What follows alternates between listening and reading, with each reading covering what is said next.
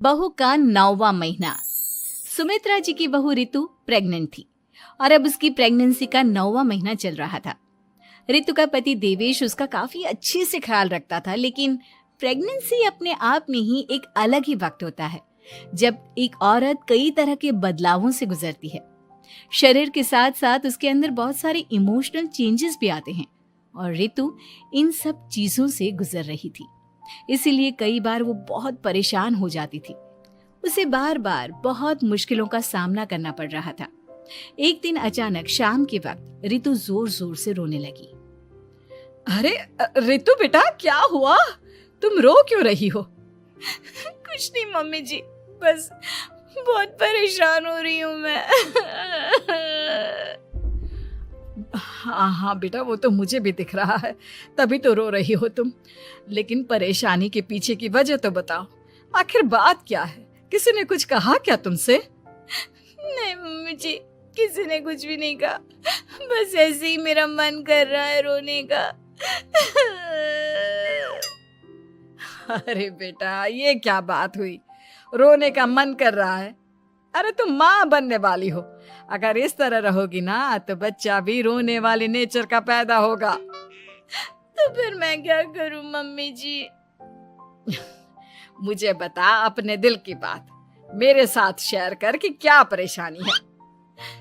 वो क्या है ना मम्मी जी, मैं अपने पेट की तरफ देखती हूँ ना तो अजीब सी घबराहट होती है। अरे लेकिन क्यों बेटा?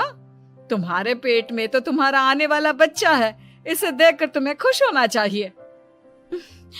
मम्मी जी वो क्या है ना, मेरा पेट इतना बड़ा हो गया है, शरीर की हालत ऐसी हो गई है तो सोच सोच कर डर लगता है कि मैं कभी फिर से पहले जैसी स्लिम और ब्यूटीफुल हो पाऊंगी क्या। अरे बेटा, ये तो कुछ दिनों की बात है, सब कुछ बिल्कुल पहले जैसा हो जाएगा। कुछ दिनों के बाद तुम्हें चिंता करने की कोई जरूरत नहीं होगी। रितु, क्या हुआ? तुम बार बार करवटें क्यों बदल रही हो? रात के 2 बज रहे हैं, सो जाओ ना अब। देवेश, नींद नहीं आ रही है, मैं ठीक से सो नहीं पा रही हूँ। अरे ये क्या, तुम तो उठकर बैठ गई। इस तरह बैठे बैठे पूरी रात बिताओगी क्या? क्या करूं देवेश, पेट की वजह से जैसे ही लेटती हूँ अजीब सा लगने लगता है, ठीक से सो भी नहीं पाती। तुम एक काम करो, अपने पेट के बगल में एक तकिया लगा लो, तुम्हें ठीक से नींद आ जाएगी। वो भी करके देख लिया, अब तो लगता है जब तक बच्चा इस दुनिया में नहीं आएगा मैं ठीक से सो भी नहीं पाऊंगी। रितु, बच्चा आने के बाद कौन सा चैन की नींद सो पाओगी? कम से कम अब तो आराम कर लो। तुम सो जाओ देवेश, मैं बैठे बैठे ही अपनी नींद निकाल लूंगी। और फिर कुछ दिन के बाद सुमित्रा जी के घर पर कुछ परिचित लोग मिलने के लिए आते हैं। मम्मी जी, आप उन लोगों के साथ बैठकर बातें करिए, मैं सबके लिए चाय बना देती हूँ। अरे नहीं बेटा, मैं कर लूंगी, अभी तुम्हारी तबीयत ठीक नहीं है ना, तुम आराम करो। अरे मम्मी, घर के छोटे मोटे काम तो मैं करती हूँ ना, चाय बनाने में कैसी प्रॉब्लम? अच्छा ठीक है, अगर कोई परेशानी नहीं है तो बना दो चाय। अरे ये क्या बात है सुमित्रा जी, आप तो दादी बनने वाली हैं। हाँ जी, बस ठीक ठाक तरीके से मेरा पोता या पोती इस दुनिया में आ जाए तो चैन हो जाए। सही कहती हैं बहन जी, एक औरत के लिए ये वक्त बहुत मुश्किल होता है। वैसे बहू की तबीयत तो ठीक है ना? हाँ, तबीयत तो ठीक है, बस ऐसे ही थोड़ी बहुत परेशानी है जो इस वक्त होती है, उसी से गुजर रही है। पहली बार माँ बन रही है ना, कभी कभी परेशान हो जाती है। सुमित्रा जी रिश्तेदारों से बात करती है और उन्हें काफी देर हो जाती है। रिश्तेदारों के जाने के बाद, अरे रितु बेटा, तुम अभी तक किचन में काम कर रही हो? मैंने तुम्हें मना किया था ना, इतनी देर खड़े रहने की क्या जरूरत थी? मम्मी जी, वो मुझे लगा रात के खाने में देर हो जाएगी, इसलिए मैं साफ उधर बिजी थी तो मैं खाना बनाने लग गई थी। अरे बेटा, तुम तो बिल्कुल कुछ भी नहीं समझती, जरा अपने पैरों की हालत तो देखो। हाँ मम्मी जी, मुझे भी ना पैरों में बहुत भारीपन लग रहा है। ये भारीपन नहीं है, ज्यादा देर खड़े रहने की वजह से तुम्हारे पैरों में सूजन आ गई है। अब कमरे में जाकर आराम करो, चलो। और सुनो, अपने पैरों के नीचे ना तकिया लगा लेना, सर के नीचे मत लगाना, ठीक है? अपने कमरे में जाने के बाद यार ये प्रेगनेंसी भी कितनी अजीब चीज है, कभी रोने का मन करता है, कभी हंसने का। घर में सब मुझे बहुत प्यार करते हैं, लेकिन प्रेगनेंसी की जो प्रॉब्लम्स मैं फेस कर रही हूँ वो मैं किसी को नहीं समझा सकती। ये सब कब ठीक होगा? और फिर एक रात अचानक रितु नींद में उठकर बैठ जाती है और अपने पूरे शरीर पर खुजली करने लगती है।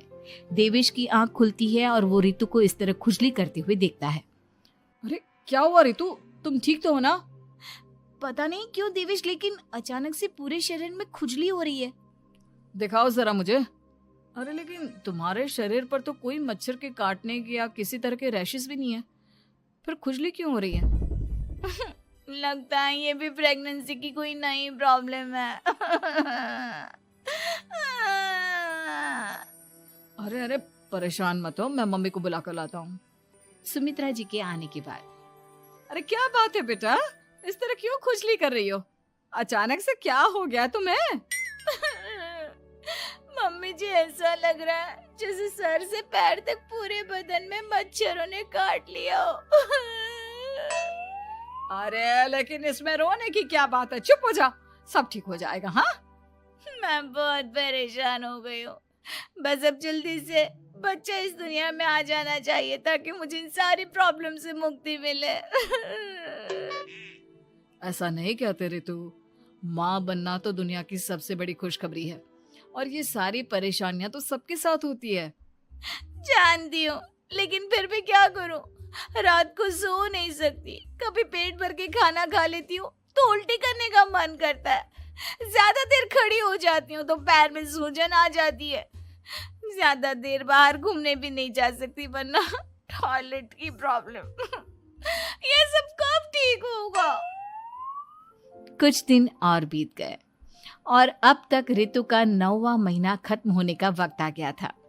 अब हर दिन रितु बस यही सोचती थी कि उसका बच्चा इस दुनिया में आने वाला है। हाँ, वो बात अलग थी कि वो कई तरह की इमोशनल चेंजेस से गुजर रही थी और फिर एक दिन अचानक, देवेश, मुझे ना चाउमीन खाने का मन कर रहा है। अभी रात के 12 बजे? अरे रितु, इस वक्त चाउमीन कहाँ से लेकर आऊंगा मैं?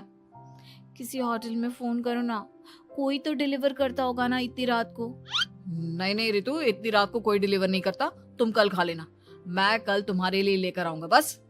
नहीं, मुझे अभी खाने का मन कर रहा है, मुझे अभी खाना है। अच्छा अच्छा ठीक है, एक काम करो, मैं किचन में जाकर तुम्हारे लिए मैगी बना कर लाता हूँ, क्या पता उसे खाकर तुम्हारा मन ठीक हो जाए। हाँ ठीक है। देवेश रितु को मैगी बनाकर खिला देता है, लेकिन अगले दिन अचानक से रितु की तबीयत खराब हो जाती है। क्या हुआ है बहू को? बेटा तूने कुछ उल्टा सीधा तो नहीं खा लिया ना? मम्मी वो कल आधी रात को चाउमीन खाने की बात कर रही थी तो मैंने इसे मैगी बनाकर खिला दी। अरे लेकिन एक बार मुझसे तो पूछ लेता, इसी वजह से उसे अजीब सा लग रहा है। कोई बात नहीं, वैसे भी बच्चा आने का वक्त पास आ गया है ना, इसलिए ये सब चीजें हो रही है। मेरे पेट में बहुत दर्द हो रहा है, जब से मैगी खाई है तब से पता नहीं क्या हो गया। अरे कुछ नहीं हुआ बेटा, बस कुछ दिन की बात और है, परेशान मत हो। चल हम तुम्हें ना डॉक्टर के पास ले चलते हैं। हॉस्पिटल जाने के बाद, डॉक्टर साहब, मेरी बहू की तबीयत ठीक तो है ना? हाँ, वैसे तो सब कुछ ठीक लगता है, डाइजेशन का प्रॉब्लम हो गया है, ऐसे वक्त में हो जाता है। प्रेगनेंसी की वजह से पेट के ऊपर बहुत प्रेशर आ जाता है, इसलिए डाइजेशन थोड़ा वीक हो जाता है। और उन्होंने रात के वक्त मैगी खा ली, इसलिए उनको ये प्रॉब्लम हो गया। डरने वाली कोई बात नहीं है। थैंक यू डॉक्टर साहब, अब हम इसका ध्यान रखेंगे। लेकिन अब रितु की डिलीवरी का वक्त पास आ गया है, आपको उनका पहले से भी ज्यादा ध्यान रखना होगा। मैंने चेकअप कर लिया है, 1 सप्ताह के अंदर रितु की डिलीवरी होने के पूरे चांस है। एक दिन अचानक किचन में काम करते करते रितु के पेट में बहुत तेज दर्द होने लगता है। देवेश, मम्मी जी जल्दी आइए।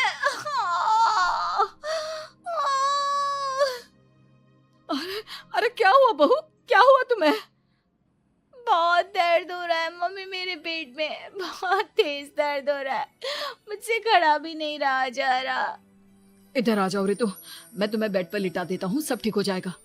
बेटा, मुझे लगता है इसकी डिलीवरी का वक्त पास आ गया है। अब हमें रितु को हॉस्पिटल ले जाना होगा। वैसे भी डॉक्टर ने कहा था कि 1 सप्ताह के अंदर डिलीवरी कभी भी हो सकती है।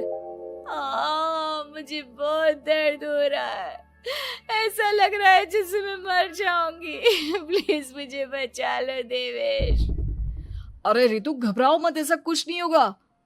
हॉस्पिटल पहुंचने के बाद आप जल्दी से रितु को एडमिट करवा दीजिए और आप लोग बाहर वेट करिए। नहीं, मुझे बहुत दर्द हो रहा है। रितु, समझने की कोशिश करो, सब कुछ ठीक हो जाएगा। रितु को लेबर पेन शुरू हो गया था और वो काफी तकलीफ से गुजर रही थी। एक बच्चे को जन्म देते समय औरत जिस तकलीफ से गुजरती है उसे सिर्फ वही समझ सकती है। रितु की तकलीफ को देखकर देवेश भी काफी इमोशनल हो गया था। रितु को इस तरह चीखते देखकर उसे बहुत दुख हो रहा था, लेकिन आधे घंटे के बाद जब डॉक्टर अपने हाथ में रितु और देवेश की छोटी सी बच्ची को लेकर आया तो रितु के चेहरे पर स्माइल आ गई।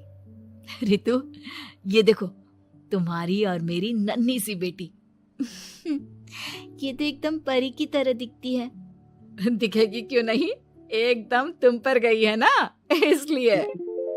लेकिन मम्मी, उसकी नाक तो मेरे जैसी है। अच्छा ठीक है, नाक तुम रख लो, बाकी सब मेरे जैसा। देखा रितु, तुमने कितनी तकलीफ सही, लेकिन उस तकलीफ के बदले तुम्हें भगवान ने ये छोटी सी परी दे दी। और ऐसा सब औरतों के साथ होता है। तुमने बहुत हिम्मत रखी है बेटा, और इसका नतीजा आज हमारे सामने है।